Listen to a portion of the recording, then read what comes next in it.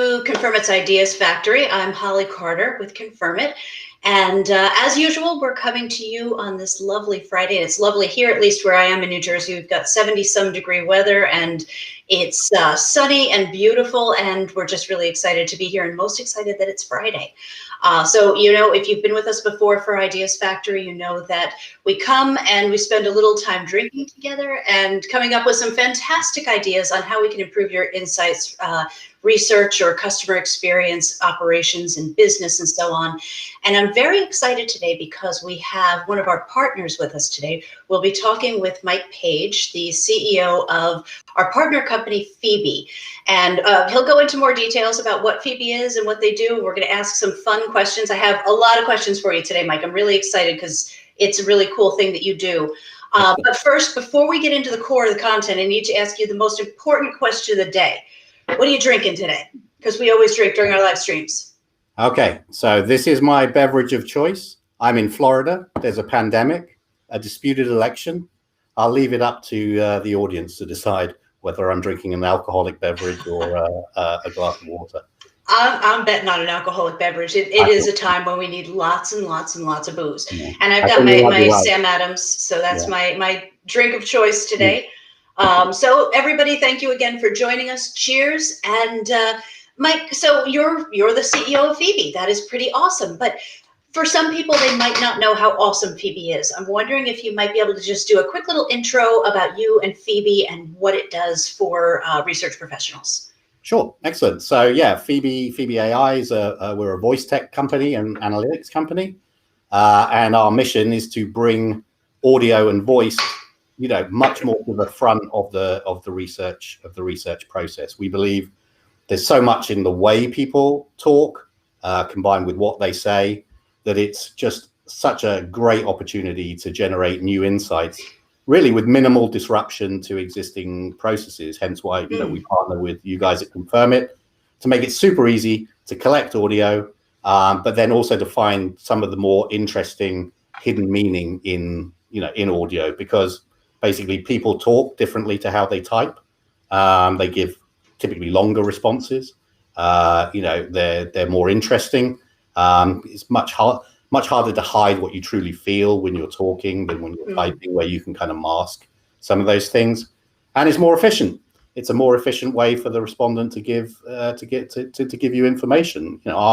Our response rates are, well, basically our experience tells us that if you do a survey and you give your respondents the choice to answer the open-end, say, using voice rather than typing, you'll get between 40 and 60% will choose to do it. And that's this year, and that's projects that we've done with you guys. So people want to use voice, and it's a better source of insight. So this seems like a great opportunity for us.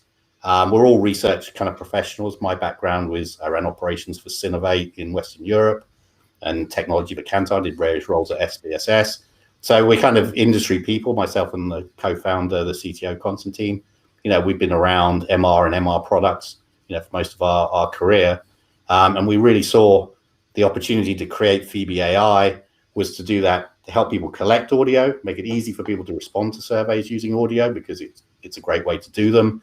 And then the other side, which we're very heavily focused on, which is emotion analytics. So really analyzing the way people are talking to help uncover, sort of hidden meaning. And we can talk about some examples of that we've done later. But it gives a much more holistic picture of the respondent and their attitude to, whatever the topic is. So it's got we believe it has lots of benefits. And we launched, back end of last year, beginning of this. And it, luckily, despite everything else going on in the world, it's continued to grow in acceptance. So we're excited to bring it to more Confirm It customers, hopefully. Yes, and we're very excited to let everybody know this is there. I know that this was such a great idea, Phebi and everything that it does, that you were telling me just before this call, you won an innovation award at IIEX in, I believe, one of the European IIEX, as you were saying. In Amsterdam.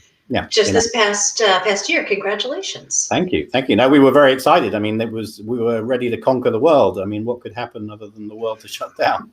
So the world shut down. There is that, yeah. But it went online, so that was, in that respect, it was good. But yes, Yeah. it's been a great journey. It's been a great year for us. Fantastic. In that respect, anyway, rather than all the other ways. So maybe you can talk a little bit about how this works. So the idea is to voice enable a survey. How does that happen? What needs to happen for that to work? What's the flow there? Right. Okay. So it's very simple. You create your survey and confirm it. Everything exactly as you do now. Nothing really changes in that regard. And we provide a plugin that you put. It's a very short JavaScript piece that calls the Phebi service, and you configure it. So you can say, oh, I only want to have the open ends on audio, or I'd like to ask all of the questions. Perhaps if somebody wants to do the whole survey. Or you're doing a survey for the visually impaired or difficult to reach groups, or you want to put Phebi at the end of the phone line. Whatever you want to do, you put the plugin in, configure these settings, and test it, and away you go. And then what Phebi does is, if you've enabled an open question, all you do is create a confirm it text question with whatever logic that you attach to it. They will click on the icon and speak. The Phebi will read out the question if you wanted to, and then we'll let you respond. Phebi then transcribes that back into text in real time and puts that into the text box, open end, in confirm it, just as if they typed it. So the first thing is they get a spoken response transcribed into text with all the benefits of the natural speaking stuff. It's straight into the confirm it system. No wait, no delay. No recording some audio, sending it off for translate, finding out weeks after the survey that it wasn't very good. It's all happening in real time. And then they can proceed. If you do the closed questions, we have something we call custom language models. So it means that we will know that there are only 5 answers to this question, and these are the ones that you can use. So we'll know whether they said, banana instead of I liked it a lot or a little or whatever. Right. It might be. So we can control for things like that. And that's it. That's all you need to do. I mean, so it's a really easy process. Very, very easy. Very, very easy to add. I'd say the majority of the projects we do, it's very focused on open ends. So it's good for certain scenarios for doing the whole thing, but predominantly the focus is you can do more open ends, because audio open ends you collect much quicker. Because people talk quicker than they type, so it's easier to ask more follow-up questions, or why did you say that? Things like that we do. We do a lot of. And it's super easy to implement. Most of the data goes straight back. But then what also happens is that creates a Phebi project in your Phebi portal, where you can then go and kind of interact with the audio. So that's where we run our emotion detection. So were they anxious, were they happy, were they calm when they were speaking? You can literally, run a trace and hear a response and see, how their emotion is changing through that. And then we have, analysis in there so that you can categorize. We do a lot of work in healthcare, for example. So it might be, you would say, oh, this is someone who's anxious and is talking about hypertension, or this is someone who's, happy about not having to travel to the doctor's office in the pandemic because they're doing telehealth. So these types of things. So you can see, more, deeper meaning. Did they have what's their first experience of going to a pizza place? And it's wow, it's so amazing. I went there and it was, in a way that like they were just a type, like I went to Pizza Hut. It was pretty good. It really gets out that emotive and more interesting way that people communicate, basically. Interesting. So you're getting all this data in terms of the response that the person's giving. We're able to understand the sentiment behind what they're saying, categorize that appropriately according to whatever categories are determined.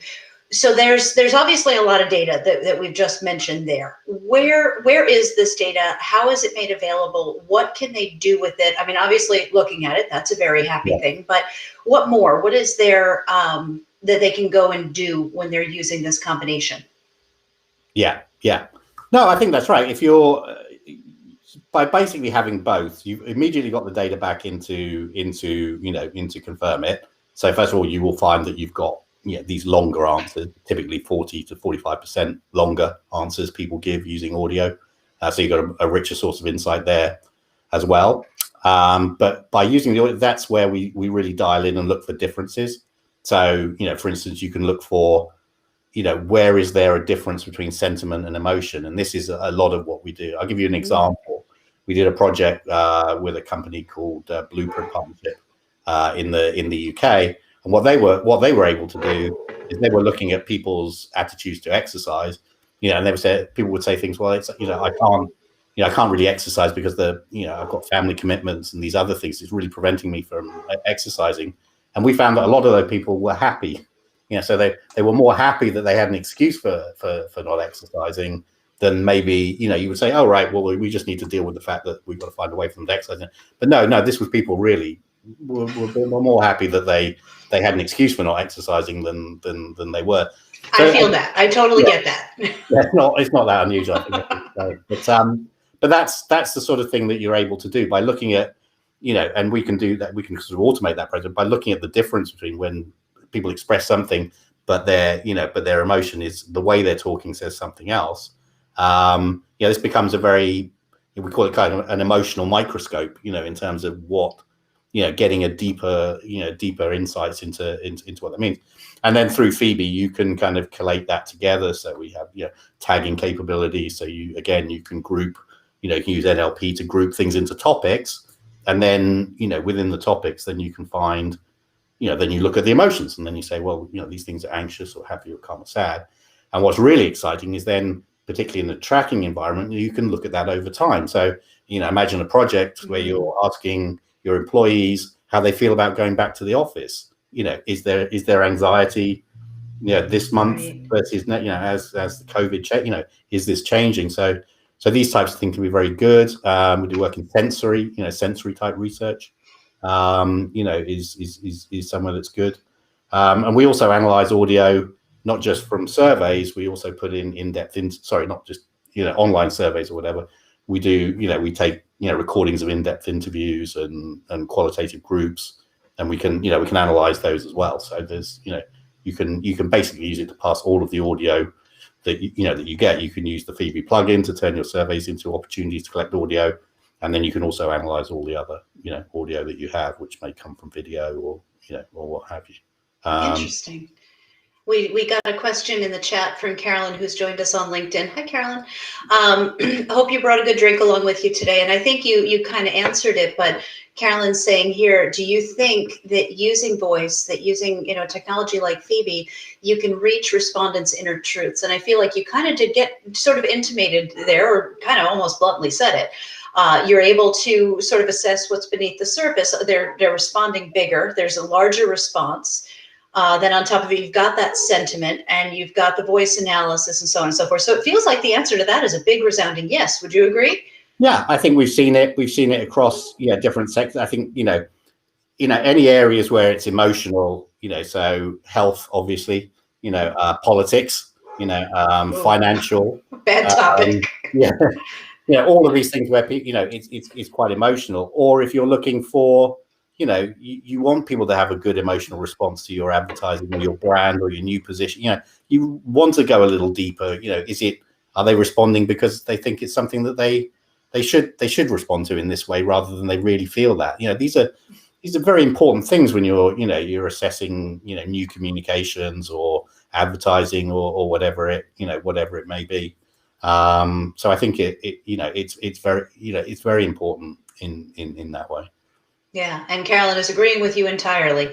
Oh, so I've got maybe a dumb question, but this is directly from me, so maybe perhaps dumb, and I will accept that. But there's certain elements of this that sound a little bit like IVR. You're recording, somebody's voice response and so on. What's different about this versus IVR? Right. Have you done an IVR survey recently? Unfortunately, yes, my bank, but that's what. Exactly. So I think IVR is, it's possible to do something, but one, it's over the phone. We're obviously enabling web surveys, but we can collect audio that way.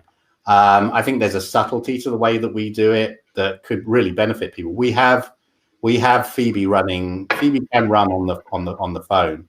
We've done projects where physicians would, after they see a patient, could just dial in, and answer some questions about that experience, and then we collate that and put that through. So it can be. I mean, IVR is typically, how did you rate the guy who delivered your washing machine from 1 to 5? Right. You say 2, and they say, I didn't get that. 5, They whatever. can be very frustrating. Yeah, that can be very frustrating, and very linear. Whereas, with Phoebe, you could turn those into, much more. With Phoebe and Confirm It, you could turn those into, much more interesting and engaging experience. So that's definitely something that we're kind of interested in. Yeah, indeed. In the future. And it's funny because yes, it's a beautiful combination with Confirm It running the survey and voice enabling it with Phoebe. It's just this fantastically easy way to get people to share more in terms of what they're saying on their surveys and filling them out. It's also, what occurs to me too is it also improves accessibility for people who might not be as able to do certain things on their computer, their vision's bad or whatever this is. So that's a fantastic benefit. But I wonder, are there limitations in voice surveying or in voice emotion detection that researchers maybe should take into consideration before they jump headfirst into enabling a survey with voice?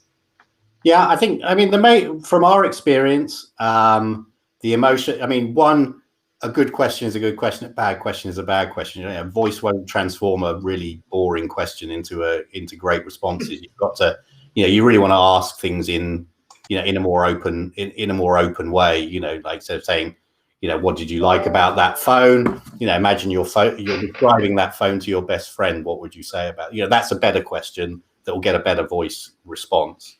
Right. So I think you have to design, to take advantage of it, you should really think about how you ask the questions. But that part is very, very solid in terms of doing that and getting the responses and doing the emotion and stuff. Very, very stable. I will say, for the for things like doing so where you're doing the whole survey, you do have to think about the design. Even though Phoebe would enable it, a grid with 50 elements in it, and Phoebe's reading them all out, and you're answering them one after another, and it's reading it all out. So you have to think about the response. If you want to do the whole survey, I think you really have to think about the respondent's experience, which is why generally we recommend on standard surveys to go that way. But if you're doing it where you really want them to do the whole survey, then you have to think about it in the design. And we actually have some best practice guidelines on things that that can help you do that. But it's things like you want to highlight words that they can use to answer rather than having to read out a whole response, which is different to how you click. Right. So I would just say for collecting open ends, very straightforward. Just make sure the questions are good, and you will get great results. As I think I've said before, 40 to 60% of all our respondents across all sectors, platforms, what have you, are choosing voice when they're given the option, right? You're not having to, really get them to, oh my God, please share this for additional compensation or whatever. They want to do it. They want to do the surveys using voice because it's easier for them. So that sounds great. But if you are planning on doing the whole survey, you just might need to think about the design, and how that experience would work out for the respondent. Yeah, makes sense. Makes sense. I feel like a lot of people want to do the voice. And I mean, obviously from your research, it's pretty clear that they do. I know I even default to voice in things like text messages now. I dictate into my phone all the time. I be damned with the spell check and corrections. I don't care. People get it. So yeah. Voice has become increasingly important. I've got a Google Home in every room. So I can be completely lazy and have it do things for me and turn on and off lights and everything. So I don't have to even touch anything anymore.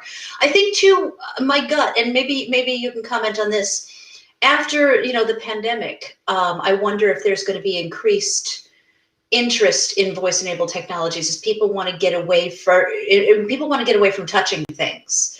I think we've all become a lot more sensitive to hygiene and whether it's a good idea or not to be touching things. I don't know how this would necessarily play out in public settings.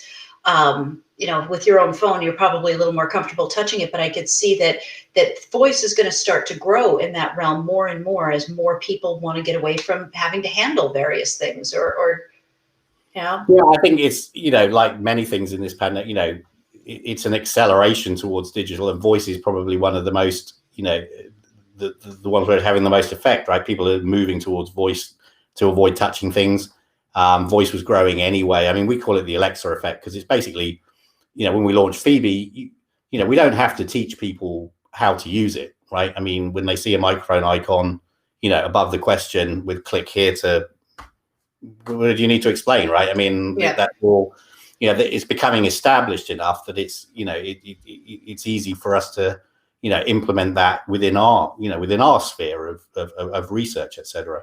So, but I think, and again, I think it will only grow. As I said, 40 to 60% now.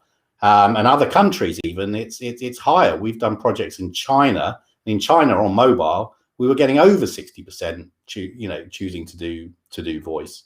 So it's it really is it's a wave, and you kind of don't want to be left behind. Really, it's not just the new opportunities it creates for us as researchers.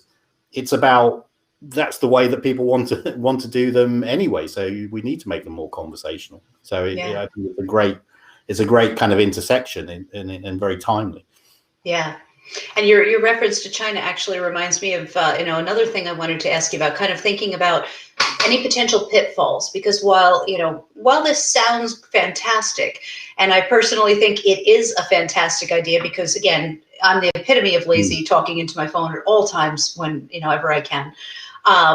I wonder if there are other pitfalls to watch out for if somebody is considering this. So, we talked about the basic, the survey layout needs to be proper and the types of questions and so on and so forth.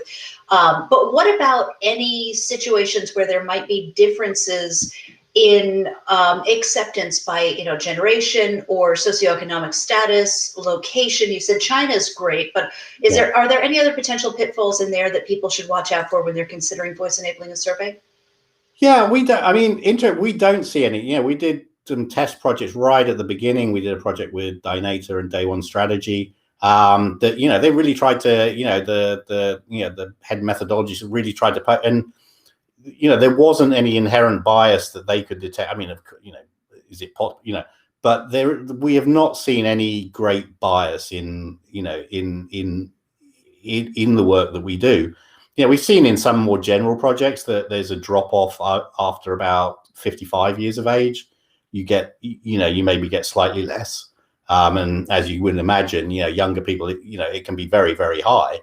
But generally we don't see that.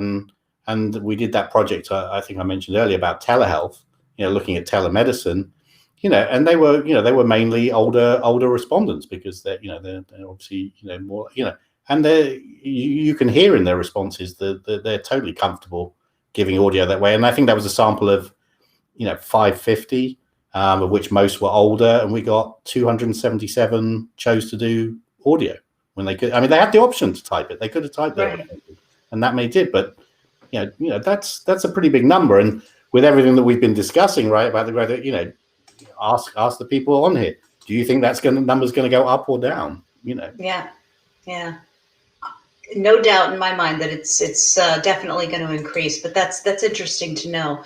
So I wonder if you can give some practical examples, maybe some use cases or case study overviews. I mean, you don't have to go into terrible detail, but just to make sure that everybody has this understanding of different situations in which a voice-enabled survey works best, or situations where you've seen some of the clients just really excel or really change the game because they've voice-enabled their surveys.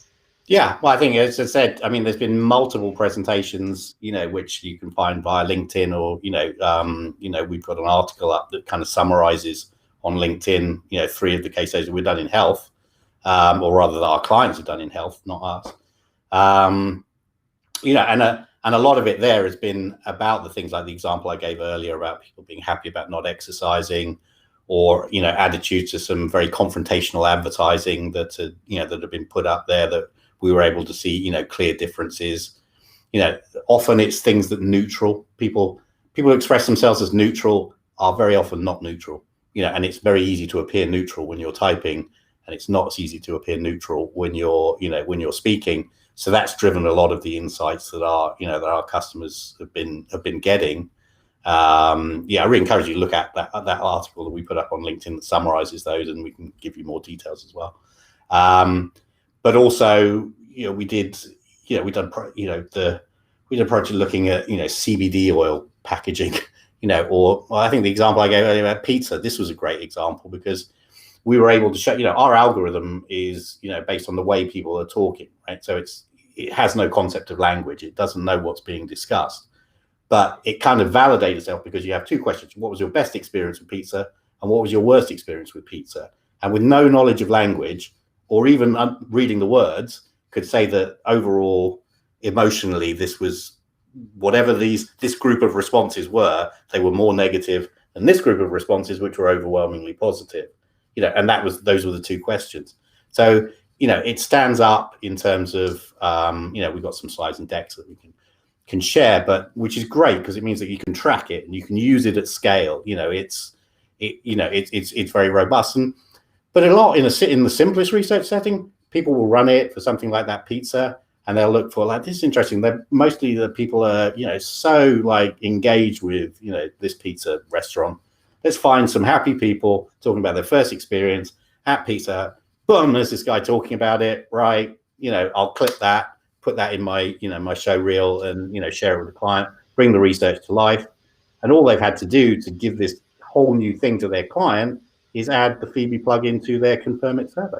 There's no, it's so simple. I mean, this was our pitch for the IIX Innovation Award. This should be on every open end on every survey, and people should have the option to do it, whenever they like. So that's kind of what our, the next stage of our mission is. But it can be used in many ways. Yeah. Yeah, I definitely, I agree with your last statement that this should be on every open end, because it is a fantastic option for lazy people like me, especially.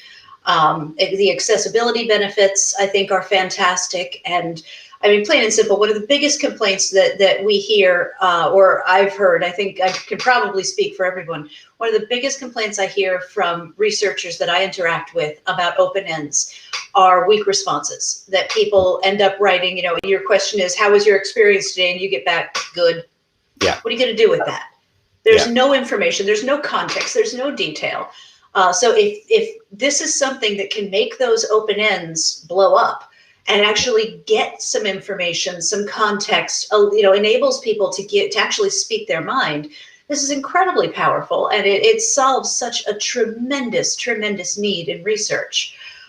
So I think this is fantastic, and it's a really great opportunity for anybody looking to use their surveys in a better way. Yeah. So we are getting near on time, but I did want to ask you one last question on our way out. So what's next? What do you envision as next in voice technology, or next in research, next in Phebi? What can we look out for in the future? Well, I think you could look out for more conversational, and I think the next step for us is being able to feed back to Confirm It and say, well, so you can use it within your Confirm It survey to route. So this person is honest, is negative, so use that to route to a different follow up to, wow, this person's really positive. Let's use that, and I think that will help develop more natural conversational interfaces in as part of surveys, right? If you have that deeper understanding, I think that's something that we're already pretty much testing. So that'll be the next frontier for us.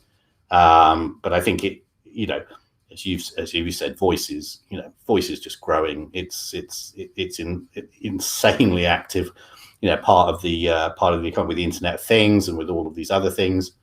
One of the other areas that's very interesting to us is things like, I was speaking at another conference at a sort of digital health. And they're collecting more audio now than ever. Of interactions, and the ability to really understand how to give better experiences to patients. Or in the case of general surveys to your customers, right? Or to your employees, or whatever it might be. The future of interacting in this way, to be able to use but to use it at scale, you know, I mean, you can only have an individual conversation, but to be able to use it at scale, it opens up a whole new level of understanding, you know, of, because I think, you know, in research that we see, you know, not from us, but from experts and stuff, is that, you know, about 40% of everything that we express is through the way that we're talking, not what we say. You know, it's a huge part of how, you know, human beings express themselves. So I think that, you know, it's enormous, and it plugs a gap that technology wasn't able to help with before, but it is now, you know. Yep, I couldn't agree more. Mike, thank you so much. This was fantastic. I enjoyed talking to you. I think what Phoebe is doing is fantastic. I had an opportunity to see it myself, and I think it's very, very cool. I think it just opens up so many possibilities for researchers, and the Confirm-It Phoebe combination is just a work of art, in my opinion. Yeah. And again, I'm quite biased, but that's okay. I'm allowed to be. But thank you for joining us today. And if anybody is interested, Phebi is, I'm sure you can see it in the description, but it's Phebi. And Mike, once again, thank you. I would like to thank the audience for joining us today. As this is social media, our social media person would yell at me if I didn't tell you that you should like and subscribe and follow and comment and all the good things that social media things you're supposed to do. I think you actually have to be under 25 to know what all those things are specifically, but you probably, you know what I should have said. In the meantime, it's Friday. Enjoy the rest of your weekend, Mike, and all of the audience. Carolyn, thank you for joining us. Yes, I agree. She's saying that she sees this as a huge opportunity. I do too. And thank you so much. And cheers to everyone. We'll see you next time.